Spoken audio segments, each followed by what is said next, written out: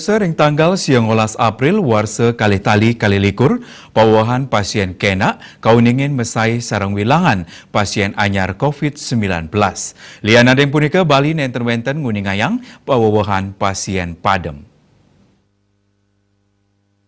Yening selahin saking wilangan kasus anyar, sayang ring arahina sedurungnya ni nincap kantos 15 diri. Anut ring data Satgas Penanganan COVID-19 Bali nganinin kasus anyar kuningin mawah 36 diri. Dadosnya ni wilangan kumulatif ipun ngelangkungin 1 seketalian diri. Pini akeh, rauh saking Jembrane kantos 14 diri. Raris Denpasar kutus diri, Badung pitung diri, Gianyar 5 diri, Tabanan Miwah Karangasem suang-suang wantah adiri.